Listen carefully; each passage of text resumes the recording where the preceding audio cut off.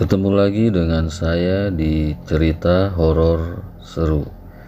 Kali ini saya akan coba mengangkat cerita yang berjudul Rumah Makan Gaib Alas Roban, yang diangkat oleh akun Twitter @lakonstory. Dan cerita ini berdasarkan kisah nyata. Oke, langsung aja masuk ke ceritanya. Benar, cerita ini terjadi ketika aku dan keluargaku melakukan perjalanan dari Jawa Barat menuju kampung halamanku yang ada di Jawa Timur. Dan tidak hanya aku, waktu itu semua anggota keluargaku benar-benar masuk dan makan di sebuah rumah makan yang ternyata rumah makan tersebut adalah rumah makan gaib. Awalnya, sepertinya anak pertamaku telah menyadari jika rumah makan tersebut adalah rumah makan gaib. Namun, karena aku saja yang kurang peka dengan semua isyarat yang telah diberikannya, akhirnya semuanya pun terjadi begitu saja. Masih sangat teringat jelas di kepalaku. Waktu itu adalah hari libur panjang anakku setelah dia selesai melakukan ujian nasional di sekolahannya. Aku yang memang sudah lama tidak berjumpa dengan ibuku, waktu itu hendak mengajak suamiku untuk mengunjungi orang tuaku yang ada di Jawa Timur.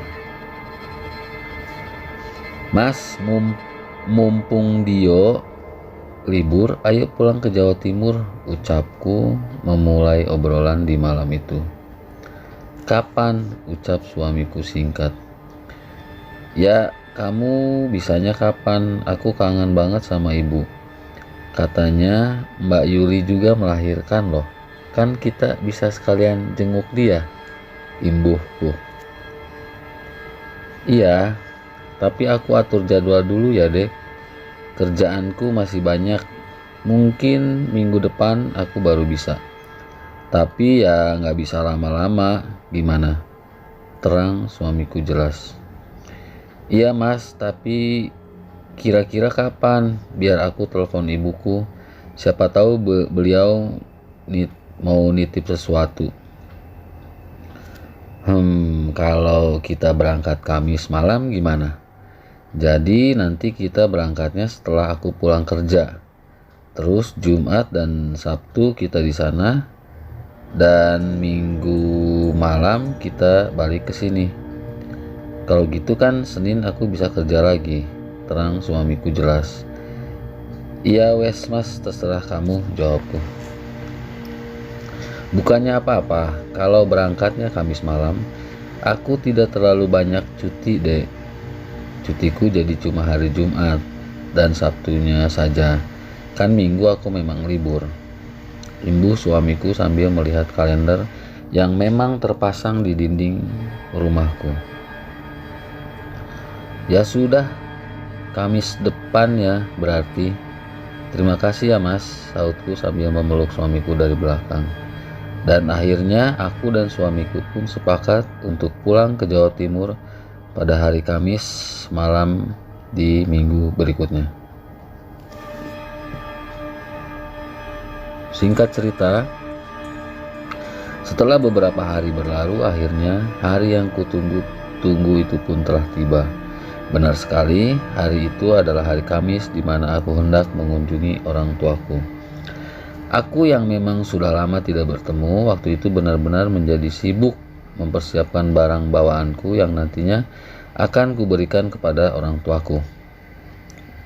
Aku kerja dulu ya dek, kamu siapkan semuanya, jangan lupa bawa baju-bajuku dan barang-barang Lila, anak kedua kita. Kasihan dia masih bayi, jangan sampai ada yang ketinggalan. Nanti sore pas aku pulang kerja, semuanya harus sudah siap agar kita bisa langsung berangkat, ucap suamiku pagi itu sambil masuk ke dalam mobil dan pergi ke tempat kerjanya. "Ya mas," jawabku dengan mulai mempersiapkan barang-barangku satu persatu. Waktu itu tentu saja aku menyiapkan semua barang bawaanku dan barang anakku yang saat itu masih balita. Dan tidak hanya itu, oleh-oleh buat orang tuaku yang memang sudah kusiapkan sebelumnya pun saat itu tidak lupa juga kutata rapi agar ketika suamiku pulang nanti aku bisa langsung segera pergi. Hingga akhirnya sore hari pun tiba. Sore itu sekitar pukul 5 sore, suamiku pun pulang dari tempat kerjanya dan seketika memasukkan barang-barang yang memang sudah kupersiapkan sejak pagi. "Mas, biar aku saja yang masukin semua barang-barangnya ke dalam mobil. Kamu makan dulu dan istirahat. Nanti habis maghrib saja kita berangkat. Kamu biar nggak terlalu capek, nanti kamu nyetir jauh loh," ucapku. "Sudah, gak apa-apa dek, kamu urusin saja baju Lila, mudah-mudahan dia nanti gak rewel ya dek," sahut suamiku dengan terus memasukkan barang-barang bawaannya satu persatu. Dan singkat cerita, setelah semua barang bawaanku sudah masuk ke dalam mobil, aku dan suamiku pun berangkat menuju rumah orang tuaku sekitar pukul 6 waktu Indonesia Barat. Sepanjang perjalanan tentu saja waktu kuhabiskan dengan mengobrol bersama suamiku. Hal itu memang sengaja kulakukan karena selain agar suamiku tidak cepat mengantuk, malam itu keadaan jalanan benar-benar sangatlah sepi. Dan tanpa terasa waktu pun berlalu begitu saja. Pinggir jalanan yang awalnya masih terlihat padat dengan pemukiman penduduk, malam itu perlahan mulai sepi dengan tidak adanya rumah yang terlihat berdiri. Hingga akhirnya setelah beberapa jam kemudian malam itu pun aku sampai di kawasan hutan yang jauh dari keramaian. Malam itu waktu di ponselku sudah menunjukkan pukul 00.45 dini hari. Keadaan jalanan yang sepi ditambah dengan tidak ada satupun lampu yang terlihat menerangi membuat saat-saat itu rasanya tidak akan pernah bisa kulupakan hingga saat ini. "Mas, hati-hati ya," ucapku sambil melihat ke arah kanan dan kiri yang di situ. Yang kulihat hanyalah pepohonan rimbun yang berjejer dengan rapi. Namun untungnya setelah beberapa saat berjalan, malam itu aku tiba-tiba melihat dari kejauhan ada sebuah cahaya kuning kecil yang ketika KM semakin mendekatinya, ternyata sumber lampu redup tersebut adalah sebuah rumah makan yang sepertinya satu-satunya rumah makan yang ada di kawasan hutan tersebut. Mengetahui hal itu, suamiku yang sebelumnya diam, malam itu tiba-tiba mengajakku untuk mampir ke rumah makan tersebut. Karena aku pun tahu suamiku sejak pulang kerja tadi masih belum makan sama sekali. "Kita makan dulu ya dek, aku lapar nih," ucap suamiku tiba-tiba dengan mulai meminggirkan mobilnya dan berhenti tepat di depan rumah makan tersebut. Dan setelah mobil berhenti di depan rumah makan tersebut, akhirnya aku dan keluargaku pun turun dari kendaraan dan mulai melangkahkan kaki masuk ke dalam rumah makan yang waktu itu memang ada beberapa pembeli yang terlihat duduk di kursi-kursi yang telah disediakan. Namun anehnya, waktu itu aku memang sempat sedikit bertanya-tanya karena meskipun banyak pembeli, tetapi aku sama sekali tidak melihat adanya kendaraan yang terparkir di depan rumah makan tersebut selain kendaraan milikku. Padahal nyatanya perlu kalian tahu, rumah makan tersebut berada di tengah-tengah hutan yang letaknya lumayan jauh dari pemukiman. Semua pembeli ini kesini naik apa ya? Kok nggak ada motor atau mobil sih? Yang ada cuma mobilku. Masa mereka kesini jalan kaki? Kan di sini nggak ada rumah, pikirku dalam hati sambil berjalan masuk ke dalam rumah makan tersebut. Namun anehnya, belum selesai aku tiba memikirkan semua itu, tiba-tiba aku dikagetkan dengan anak pertamaku yang saat itu tiba-tiba menarik bajuku. "Ma," teriak Dio. Ada apa, nak? Sahutku sambil menoleh ke arah anakku yang saat itu berdiri tepat di sampingku. Aku gak mau makan, ucap Dio.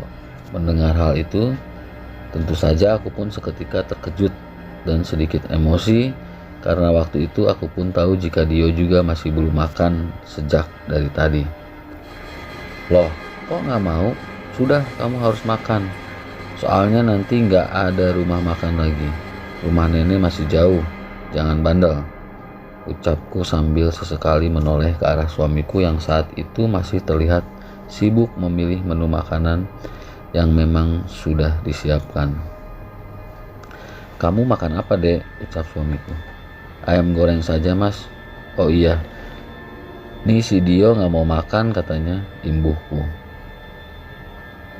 Mendengar ucapanku, suamiku yang sebelumnya sibuk memilih menu makanan pun waktu itu tiba-tiba berjalan menghampiri Dio dan mencoba membujuk Dio agar dia mau makan di tempat tersebut. Dio, kalau kamu gak makan, besok kamu pasti sakit. Kalau sakit, kamu gak bisa main sama Yuna, katanya. Katanya mau main sama Yuna. Kalau kamu mau makan, besok papa belikan mainan di rumah nenek, rayu suamiku. Namun anehnya, bukannya menurut, malam itu anakku malah terlihat diam sambil sama sekali tidak menjawab perkataan dari suamiku. Kok tumben Dio jadi pendiam? Kan biasanya dia rewel dan suka banget ngomong, pikirku dalam hati. Kamu kenapa sih, nak? Sahutku. Dan lagi-lagi bukannya menjawab, Dio malah terlihat diam sambil berlindung di belakang tubuhku dengan tangannya yang juga meremas rok panjangku. Mau makan apa? Ucap ibu-ibu tua pemilik rumah makan tersebut. Di sela-sela aku dan suamiku yang masih terus membujuk Dio.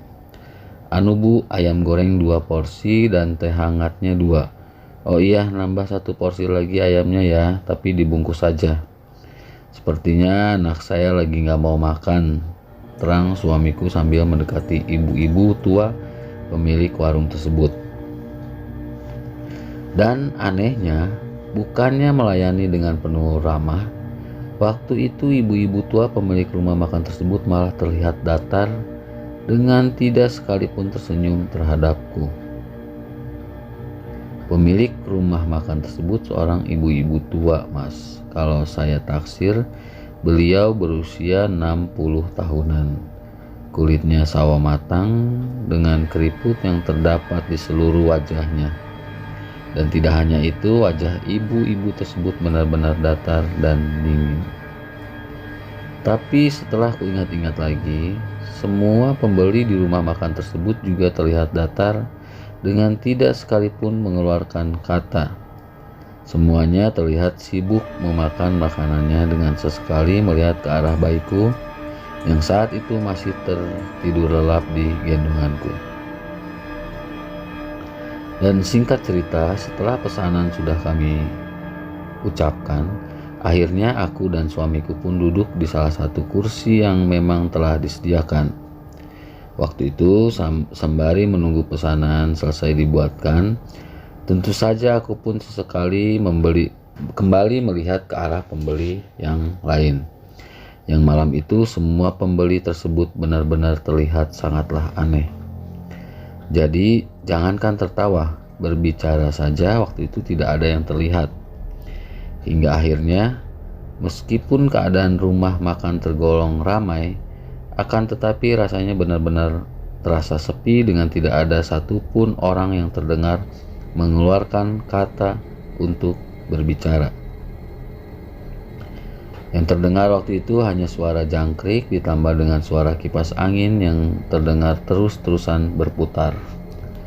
Mengetahui hal itu, aku pun perlahan menarik baju suamiku sambil sedikit berbisik jika keadaan di dalam rumah makan tersebut sangatlah mencurigakan. Mas, rumah makan ini kok aneh ya? Semuanya pada diem, bisikku. Aneh gimana ya, Dek? Semua pada diem, kan ini sudah malam, mungkin mereka sudah ngantuk, jawab suamiku pelan. Dan setelah mendengar penuturan suamiku, aku pun akhirnya diam dengan mulai kembali menyelimuti bayiku yang waktu itu masih dalam keadaan tertidur lelap. Namun anehnya, belum selesai aku menyelimuti bayiku, tiba-tiba aku dikagetkan dengan suara suamiku yang terlihat terkejut sambil memandang ponselnya. "Loh dek, masa ini sudah jam 5 pagi sih?" ucap suamiku sambil menunjukkan ponselnya ke arahku. "Hah, yang benar?" sahutku sambil ikut membuka ponselku. Dan setelah ponselku kuhidupkan, malam itu aku benar-benar sangat terkejut karena malam itu waktu di ponselku benar-benar sudah menunjukkan pukul 5 pagi. "Loh, kok sudah jam 5 pagi sih? Perasaan tadi masuk rumah makan ini masih tengah malam deh," ucapku sambil terus mengotak-atik ponselku. Namun anehnya, belum selesai aku kebingungan dengan semua itu, tiba-tiba ibu pemilik warung itu pun datang menghampiriku dengan membawa makanan yang memang sudah lama kami tunggu-tunggu. "Terima kasih Bu," ucapku pelan. Dan lagi-lagi waktu itu ibu-ibu pemilik warung tersebut hanya diam dengan tidak sekalipun menjawab ucapanku. Mengetahui hal itu, aku pun mencoba tidak lagi memperdulikannya dan mulai mengajak suamiku untuk makan makanan yang ada. "Sudah mas, jangan difikirkan dulu. Mungkin jam di ponselnya yang konslet. Kamu makan dulu ya," ucapku sambil perlahan memberikan piring yang ada di depanku. "Iyalah, makan dulu ah," jawab suamiku singkat. Tapi anehnya, ketika aku makan makanan yang memang sudah kupesan, aku kembali terkejut bukan main karena ternyata masakan yang ada di rumah makan tersebut rasanya sangatlah enak luar biasa. Merasakan hal itu, aku pun terus saja melahap makananku dengan sesekali terheran-heran dengan semua keadaan yang ada. Masakannya enak banget nih, pantesan rumah makan ini ramai, pikirku dalam hati sambil mengarahkan pandanganku ke arah anak pertamaku. "Dio, makan ya nak, enak loh. Kamu kenapa jadi diem aja?" tanyaku. "Sudah deh, Dio sudah kupesankan dibungkus, nanti di mobil suapin saja dia. Kayaknya dia capek perjalanan tadi," sahut suamiku. Namun anehnya, belum selesai aku menghabiskan makananku, tiba-tiba bayi kecilku terbangun dari tidurnya dan seketika menangis begitu saja. Dan tidak hanya itu, tangisan bayiku waktu itu juga tiba-tiba histeris dengan aku yang sama sekali tidak tahu penyebabnya. Mengetahui hal itu, tentu saja aku pun seketika menenangkannya sebisanya sambil berdiri dan menggoyang-goyangkan tubuhnya. Hingga akhirnya setelah mengetahui semua itu, suamiku pun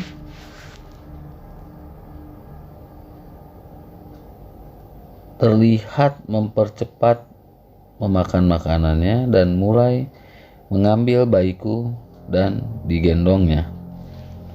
"Sudah sini, biar aku yang tenangin. Kamu selesain makannya. Biar aku bawa Lila keluar dulu. Biar ku tenangkan di mobil saja. Di sini takutnya ganggu orang lain," ucap suamiku dengan seketika berdiri dan keluar dari rumah makan tersebut sambil menggendong bayiku. Dan setelah suamiku pergi, tentu saja waktu itu aku di dalam rumah makan tersebut hanya bersama Dio yang waktu itu masih saja diam dengan tidak mengeluarkan sepatah kata pun. Di situ aku terus menghabiskan makananku yang tersisa hanya setengah saja. Dan tidak hanya itu, aku juga sesekali melihat ke arah pembeli lain yang anehnya mereka terus saja memakan makanan yang ada di depannya tanpa terlihat berhenti. Dari tadi kok nggak selesai-selesai sih orang-orang ini kalau makan, pikirku dalam hati dengan sesekali mengarahkan pandanganku ke arah beberapa pembeli lain yang ada di rumah makan tersebut. Lampu di rumah makan tersebut masih menggunakan lampu kuning dengan cahaya lampu yang memang menyala tidak terlalu terang. Di dalam rumah makan terdapat sekitar 8 meja panjang yang setiap meja terdapat buah-buahan lengkap dengan beberapa makanan ringan dan gorengan. Dan tidak hanya itu, keadaan rumah makan tersebut bisa dikatakan sangat bersih meskipun letaknya di tengah-tengah hutan perbatasan antar kota. Hingga akhirnya, setelah aku memandangi bagian dalam rumah makan sambil mengunyah makananku, tiba-tiba pandanganku teralihkan dengan adanya kalender yang saat itu masih menunjukkan tahun 2000, yang tandanya kalender tersebut tertinggal 10 tahun yang lalu. Kalendernya kok masih tahun 2000 sih? Apa memang sengaja nggak diganti ya, pikirku. Dan anehnya, belum selesai aku memikirkan semua itu, aku pun tiba-tiba kembali dikagetkan dengan tarikan anak pertamaku yang saat itu terlihat kembali menarik bajuku. "Ma, ayo pergi," rintih anakku. "Mama belum selesai makan kok ngajak pergi," sautku. Dan tanpa menjawab perkataanku, tiba-tiba anakku terlihat berdiri dan pergi keluar sambil sedikit berlari seperti anak yang sedang ketakutan. Mengetahui hal itu, aku pun mencoba bersikap biasa saja karena aku pikir Dio waktu itu sedang menuju ke arah mobil yang ku tahu. Di situ masih ada suamiku yang sedang menenangkan bayi kecilku. Dan singkat cerita, setelah aku selesai menghabiskan semua makananku, aku pun seketika menuju ke arah kasir rumah makan tersebut sambil kembali melihat ke arah beberapa pembeli lain yang masih saja terus memakan makanannya. Sesampainya di kasir, tentu saja aku pun menanyakan harga dari semua makanan yang sudah aku pesan sebelumnya. "Berapa semuanya, Bu?" "Lalapan ayamnya 3 ya, Bu. 2 dimakan di sini dan 1 dibungkus. Minumnya 2 dan kerupuknya saya tadi ambil 5, ucapku jelas. 15.000, ucap ibu-ibu tersebut singkat sambil menyerahkan bungkusan ayam goreng yang memang sudah kupesan sebelumnya tersebut. "Hah? 15.000? Apa nggak salah, Bu? Kok murah banget?" sautku heran.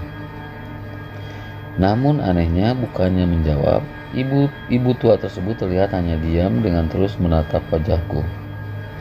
Dan karena aku rasa ibu-ibu tua tersebut terlihat sangat serius, akhirnya tanpa banyak tanya lagi, aku pun langsung membayarnya dan langsung berjalan pergi meninggalkan rumah makan tersebut. Waduh, kok aneh banget sih rumah makan ini, pikirku dalam hati sambil terus melangkah keluar. Dan sesampainya aku di luar rumah makan tersebut, aku pun seketika menghampiri suamiku yang saat itu masih berusaha menenangkan bayiku yang masih saja menangis terseduh-seduh. "Lila, kok tumben ya, Dek? Dia nangis terus loh, gak diem sama sekali," ucap suamiku. "Iya Mas, kenapa ya?" sautku dengan tanganku yang mengambil bayiku dari gendongan suamiku. Namun anehnya, belum selesai aku kebingungan dengan keadaan bayiku, Dio yang sebelumnya hanya diam waktu itu tiba-tiba menangis terseduh-seduh sembari mengajak aku dan suamiku untuk segera pergi dari tempat tersebut. "Mama, Papa, ayo pergi," ucap Dio mengagetkanku. "Kenapa kamu kok nangis? Kamu sudah besar loh, sudah kelas 6 SD. Kok masih nangis?" saut suamiku. "Ayo pergi, Pak, cepetan, aku takut," rintih Dio. Dan karena kami rasa malam itu anakku sedang melihat sesuatu, akhirnya suamiku bergegas menjalankan mobilnya dan kami pun pergi meninggalkan rumah makan tersebut. Sepanjang perjalanan setelah dari rumah makan tersebut, bukannya diam, bayiku benar-benar seolah tidak bisa berhenti menangis. Dan tidak hanya itu, Dio yang biasanya jarang sekali menangis waktu itu tiba-tiba juga ikut menangis histeris. Mengetahui hal itu, tentu saja aku dan suamiku kebingungan dan mulai cemas dengan keadaan yang sudah semakin mengkhawatirkan. "Bagaimana kalau kita cari rumah sakit saja sebentar? Kita periksakan anak-anak kita, Mas. Aku takut mereka kenapa-napa," ucapku. "Iya wes, sepertinya sebentar lagi pagi. Nanti kalau sudah pergi kita cari rumah sakit." "Ini jam berapa ya, Dek?" saut suamiku. Namun anehnya, ketika aku membuka ponselku untuk melihat waktu, malam itu aku kembali terkejut bukan main karena saat itu Jam di ponselku masih menunjukkan pukul 1.30 dini hari. Padahal nyatanya aku masih ingat dengan sangat jelas ketika aku masih di rumah makan tadi, jam ponsel sudah menunjukkan pukul 5 pagi. Loh, kok masih jam 1.30 dini hari sih, Mas? Perasaan tadi pas di rumah makan aku lihat jam sudah jam 5 pagi deh. Ucapku bingung.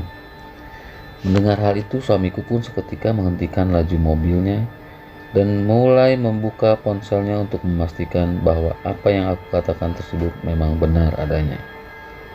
Loh, kok jadi masih jam 1.30 sih? Ucap suamiku dengan dia langsung turun dari mobilnya untuk melihat keadaan di sekitar jalanan. Waduh, iya dek, ada yang tidak beres ini, imbuh suamiku sambil mondar-mandir di pinggir jalan raya. Mengetahui semua itu, akhirnya suamiku pun memutuskan untuk segera melanjutkan perjalanan dengan pikiran yang tentu saja sudah semakin tidak karuan. Rasa takut, bingung, dan heran waktu itu benar-benar campur aduk menjadi satu.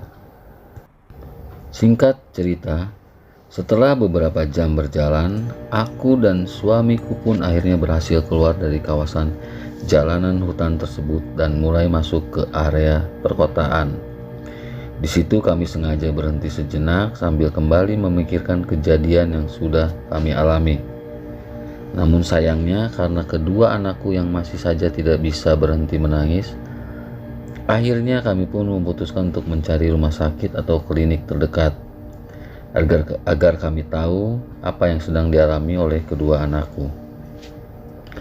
Dan akhirnya berbekal Google Map yang ada di ponselku, sekitar pukul 7 pagi aku pun sampai di sebuah rumah sakit kecil yang ada di pinggir jalan. Di situ tentu saja aku segera memeriksakan keadaan anakku karena aku khawatir jika terjadi sesuatu. Dan anehnya, menurut keterangan dokter, anakku waktu itu tidak mengalami sakit apapun. Bahkan dokter saat itu juga terlihat sedikit kebingungan dengan keadaan kedua anakku yang terus saja menangis histeris, seolah sedang disakiti oleh seseorang. Hingga akhirnya setelah aku menceritakan semua kejadian yang telah aku lalui semalam, dokter pun mulai paham dan mengatakan jika kedua anakku terkena gangguan non-medis. Di situ aku dan suamiku pun seketika lemas dan memutuskan untuk kembali melanjutkan perjalanan menuju rumah orang tuaku agar anakku segera mendapatkan bantuan. Semua itu memang sengaja kulakukan karena aku pun juga tahu sepertinya sakit seperti ini bisa disembuhkan oleh ibuku. Dan seiring berjalannya waktu, akhirnya waktu pun menunjukkan pukul 3 sore. Aku sampai di rumah ibuku tidak dengan bahagia, namun dengan keadaan bersedih karena keadaan kedua anakku. Di situ anakku seketika dirawat dan diobati oleh ibuku dengan obat-obatan dan doa-doa Jawa yang aku pun tidak tahu artinya. Keesokan harinya, setelah Dio berhasil sedikit tenang, aku pun perlahan mencoba menanyakan apa yang sebenarnya dia lihat di rumah makan malam tersebut. Menurut Dio, di rumah makan tersebut, dia melihat banyak sekali perempuan telanjang bulat dengan rambut yang hanya sebagian. Dan tidak hanya itu, semua perempuan yang Dio lihat semuanya sedang makan anggota tubuh manusia. Ada yang sedang makan jari manusia, telinga manusia, hidung manusia, hingga kaki manusia. Mendengar hal itu, aku pun seketika terkejut bukan main, karena aku sama sekali tidak melihat apa yang Dio lihat. Yang kulihat waktu itu hanya ada beberapa orang makan namun tidak kunjung selesai. Dan akhir cerita, setelah mendengarkan semua penuturan Dio, kami pun ketika kembali pulang ke Jawa Barat tidak berani lagi melalui jalan tersebut. Kami sengaja memilih jalan tol agar semua keluargaku aman dari gangguan yang tidak kuinginkan. Dan selanjutnya, setelah aku menceritakan semua pengalaman itu kepada saudara dan rekanku yang kebetulan tinggal tidak jauh dari kawasan hutan tempat aku bertemu rumah makan tersebut, Mereka semua menjelaskan jika di sepanjang kawasan tersebut sama sekali tidak ada rumah makan yang seperti aku ceritakan. Hal itu dikuatkan dengan beberapa tahun berikutnya. Ketika aku kembali mudik, aku sengaja mencoba kembali melewati kawasan hutan itu untuk memastikan keberadaan rumah makan tersebut. Dan nyatanya aku sama sekali tidak menjumpai rumah makan yang dulu pernah aku hampiri tersebut. Kenyataan tersebut tentu saja seketika membuat aku terheran-heran dengan apa yang sudah aku temukan. Bahkan aku pun juga masih ingat nasi bungkusan yang dulu sempat dibungkus waktu itu. Isinya pun juga nasi dan lalapan ayam sesuai dengan apa yang sudah aku pesan. Semuanya benar-benar nampak normal dengan tidak ada sedikit pun tanda-tanda jika rumah makan tersebut nyatanya adalah rumah makan setan. Dan akhirnya kini pengalaman tersebut menjadi sebuah cerita tersendiri di dalam hidupku. Kini meski Dio dan Lila sekarang sudah tumbuh dewasa, aku masih saja sering menceritakan tentang pengalaman ini kepada mereka. Bahwasanya kita sekeluarga pernah makan di rumah makan tak kasat mata. Oke, sampai di sini cerita tentang rumah makan di Alas Roban, rumah makan gaib. Semoga dapat menghibur kita semua.